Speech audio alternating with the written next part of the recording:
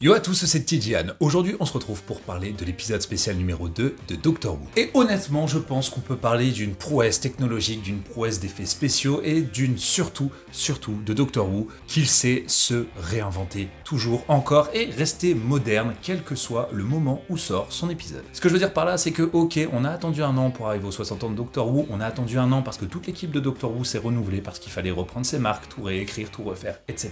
Faire un super beau TARDIS flambant neuf, mais là, honnêtement, cet épisode est magistral. Déjà, premièrement, il n'y a que 2 acteurs. 4 personnages, mais 2 acteurs. Je vous parle pas de la fin avec les retrouvailles de Wilfried Mott, du Docteur et Donna qui sont juste ultra sensibles quand on sait en plus que l'acteur est décédé depuis. Ça renforce, je trouve, encore plus cette scène de retrouvailles.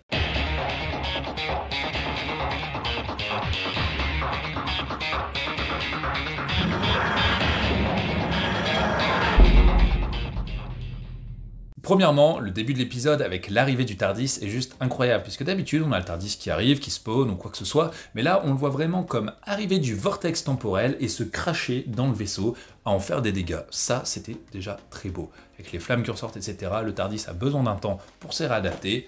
Le docteur permet de réinitialiser le TARDIS en mettant son tournevis sonique dans la serrure, et le TARDIS part, ce qui fait que le docteur se retrouve sans tournevis sonique, sans TARDIS, et pourtant, à aucun moment, ça ne lui a posé un problème. À aucun moment, il s'est dit « mince, j'ai besoin de mon tournevis sonique ». Mais pas du tout. Parlons d'abord des effets spéciaux. Le tout se passe dans un vaisseau, au milieu de strictement rien, puisque c'est le néant. Et Doctor Who a mis une vidéo pour montrer les effets spéciaux, l'endroit où ils étaient et comment ils étaient faits. Cette vidéo dure 9 minutes, je vous conseille d'aller la voir sur la chaîne officielle de Doctor Who. Honnêtement, bluffant. Parce qu'ils ont juste refait une partie du sol, tout le reste n'est qu'effets spéciaux. Alors oui, on voit un peu que c'est de la 3D, mais honnêtement, waouh, juste, voilà, c'est tout.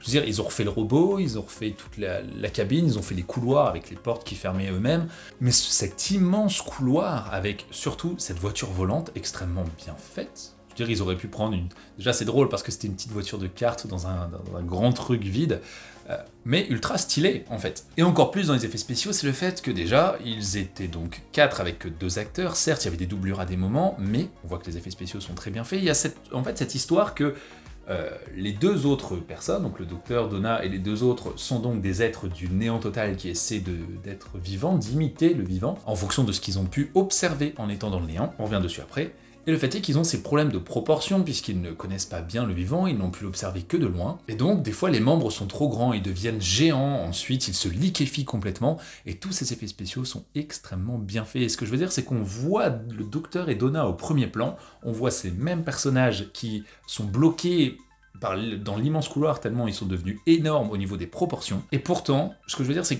qu'en fait, normalement, dans ces moments-là, on voit un peu le fond vert, on voit un peu le détourage, on voit que c'est un peu bizarre.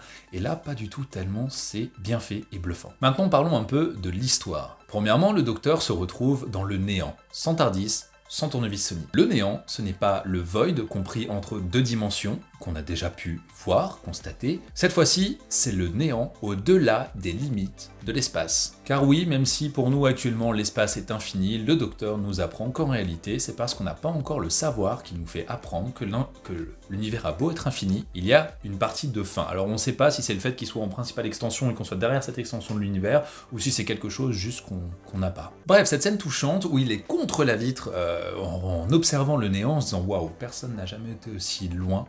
Je suis là, seul, sans armes, sans rien, et vraiment je trouve qu'on a un moment qui est touchant parce qu'il est perdu et vulnérable, et il le sait. Bien que ça ait un côté excitant pour lui, parce que justement, personne n'y est allé. Ce coup-ci, ils ont vraiment mis l'accent sur le côté vulnérable du docteur. Il a beau sentir vulnérable, il va gérer ce qui se passe. Ensuite arrivent ces 2 êtres du néant, qui sont nés en fait de rien, qui n'existent pas, qui ne sont pas, qui n'ont pas de définition, qui n'ont pas de forme, qui n'ont rien. Dans ce rien, ils observent la vie qui est dans le tout au loin. De cet endroit, les seuls échos qu'ils arrivent à récupérer, et c'est ce qui fait le plus de bruit, j'ai envie de dire, parce que la paix ne fait pas beaucoup de bruit, c'est la guerre, c'est les combats, c'est la mort. Et donc pour eux, vivre, c'est détruire. Alors il y a un gros débat là-dessus, ça peut être très philosophique, ça peut être très écologique. Vivre, c'est détruire, vous avez 3 heures. Tout ça pour dire que malgré qu'il soit dans le néant, il cherche à attraper le vivant, à être vivant, à intégrer le vivant. Forcément, ils réussiront pas et ce serait très dangereux qu'ils y arrivent, mais passons. Le fait est que ces doubles, cette sorte de doubles qui prennent la forme du corps du docteur et de Donna, mais également leurs souvenirs, ce qui montre aussi qu'ils ont une conscience collective qui est assez incroyable. incroyable, va nous montrer encore plus la fragilité des personnages. Ce que je veux dire, c'est que le docteur court et ne s'arrête jamais. Pourtant, il est responsable, indirectement certes, mais du flux. Il ne sait pas d'où il vient, il est le Timeless Child. Il savait déjà qu'il y avait des univers parallèles, mais il ne savait pas que Tecteun était là, dans son vaisseau, entre les univers parallèles. Tecteun était prête à partir avec le docteur vers un nouvel univers après avoir détruit celui-là. Je me souviens plus. Vraie question de savoir si elle l'a déjà fait 36 000 fois avant ou pas, mais bref, le docteur se sent coupable, le docteur est perdu, le docteur ne sait plus trop qui il est, mais le docteur avance, malgré le fait que ses questions soient sans réponse. Entre des moments touchants, des moments d'action, des moments forts, et de questionnement sur tout ce qui se passe dans cet épisode, et le sacrifice du pilote, sacrifice ultime pour sauver l'univers même, Doctor Who nous offre un spectacle extrêmement beau et puissant qui pourtant n'a que un vaisseau et 2 acteurs. Ce n'est pas la première fois, on se souvient de l'épisode de Steven Moffat, il me semble que c'était Monté au paradis, quelque chose comme ça, avec Peter Capaldi lorsqu'il était seul, qu'il mourait, qu'il revenait, etc. Dans le cadran de confession, qui prenait le chemin le plus long pour rejoindre Gallifrey et ne pas donner le secret sur l'hybride. Ils ont toujours été plutôt forts à ça, et vraiment, ils nous l'ont démontré une nouvelle fois. Que ce soit au niveau de toutes les questions philosophiques que peuvent poser cet épisode, tous les aspects abordés par cet aspect, l'aspect du néant, du void et de ces êtres qui sont dedans, et de leur perception du monde réel, vivant, beaucoup de choses sont abordées, beaucoup de sujets, et pourtant, dans cet épisode, ils arrivent à nous garder en haleine jusque la fin. Le docteur part, il se trompe de Donna, preuve que le docteur est faillible, encore une fois, le docteur n'est pas parfait, mais ses poignets mesuraient 0,6 cm de moins. 0,06. Et à la fin, les retrouvailles avec Wilfried Mott qui étaient réellement ultra touchantes, même pour lui, parce que le docteur était en retard, il n'est pas revenu au moment où il était parti, ça c'est le docteur, ça changera jamais. Après tout, le TARDIS était fait pour être piloté par 6 personnes, il est tout seul. Et ce moment touchant de retrouvailles, qui aurait pu durer longtemps, est ponctué par un nouveau drame.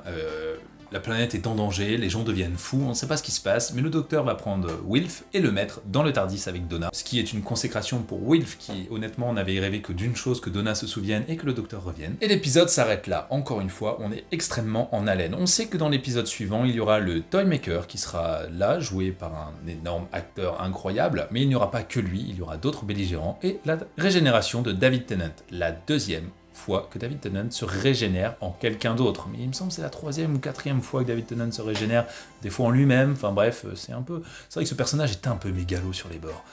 On attend de voir, ça va être épique, ça va être beau, ça va être super bien fait. En plus, après ça, on n'a pas un an à attendre pour avoir la prochaine saison avec Ncuti Gatwa. Il me semble que ça a été teasé pour le début d'année 2025, je me souviens plus, février ou mars, faudrait que je me renseigne là-dessus. En tout cas, d'ici là, prenez soin de vous et je vous dis à très bientôt.